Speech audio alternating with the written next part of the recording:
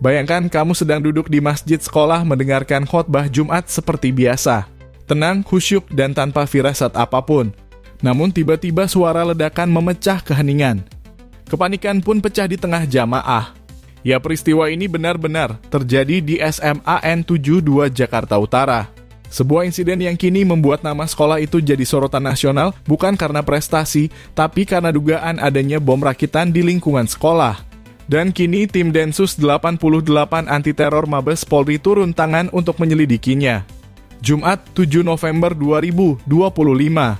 Saat khutbah Jumat sedang berlangsung di masjid sekolah, tiba-tiba terdengar suara keras yang memecah suasana. Woi, di bawah sana kenapa tuh? Sumpah. Kenapa sih? Gue deg-degan tadi bunyinya gede banget. Itu tuh. Sumpah. Gemeteran jangan gua. Itu kenapa itu? Gak tahu. Itu siapa, Cok? Itu sih. Astagfirullahaladzim. Tangan gue gemeter. Ayo. Kapolda Metro Jaya, Irjen Pol Asep Edi Suheri membeberkan ledakan itu terjadi tepat ketika khotib sedang berbicara di mimbar. Masih didalami, ini baru kejadian, ujarnya singkat kepada awak media. Suara ledakan membuat jamaah panik. Siswa, guru hingga staf sekolah berhamburan keluar. Sebagian mengalami luka ringan, bahkan ada yang harus dilarikan ke RS Yarsi dan RS Islam Cempaka Putih. Tercatat 54 orang menjadi korban, sebagian besar mengalami luka akibat percikan dan benturan. Aduh, kasihan ya.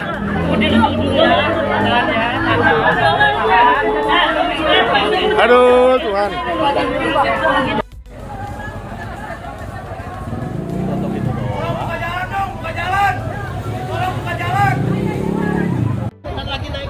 Ke BK aja yang terdekat dulu. Udah mana aja. BK aja yang terdekat. BK Bu terdekat. Nih, pakai HP gua.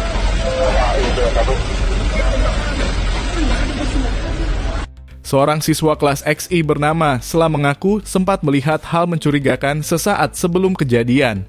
Ia menduga ledakan itu berasal dari bahan peledak rakitan yang dibawa oleh salah satu siswa.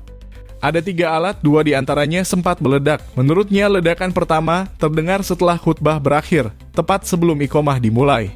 Sela yang saat itu berada di selasar masjid mengaku selamat, tapi beberapa temannya terluka. Udah mau komat, di tengah-tengah masjid itu ledakan. Semuanya mikir itu dari speaker, aku berpaling semua. Cuman saya di dalam dan di belakang. Itu saya lihat sendiri itu ada ledakan di tengah itu, ledakan tuh langsung merah api gitu sama. Setelah itu asap tebel.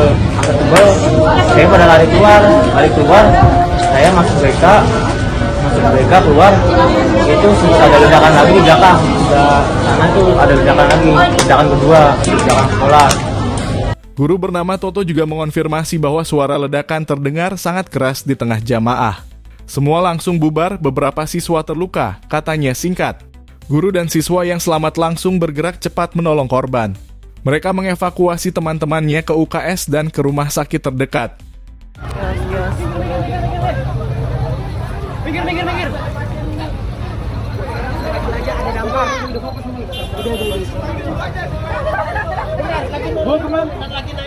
Ke BK aja yang terdekat dulu. Udah mana aja. BK aja yang terdekat. BK Bu terdekat Bu. BK terdekat Bu. BK terdekat. Iya. Terdekat aja yang terdekat Bu. BK Bu. Awas jangan didudukin. Tunggu. Sabar. Tunggu. Allahu Akbar. Ilaha illallah. Astagfirullahaladzim. Ya Allah. Dari keterangan sementara, pelaku yang diduga membawa bahan peledak adalah salah satu siswa di sekolah itu sendiri. Informasi yang berkembang menyebut pelaku disebut sering menjadi korban perundungan. Dia anak pendiam, sering menyendiri, kadang diejek teman. Tapi kami nggak nyangka bisa sejauh ini, ujar Sela lagi. Siapa yang bawa? Lihat. Kemungkinan sih terindikasi siswa dari sekolah ini. Satu teman satu sekolahan. Sekarang siswanya ada di mana? Sekarang yang dirasakan Sumedang gitu. Jadi sama satu korban juga.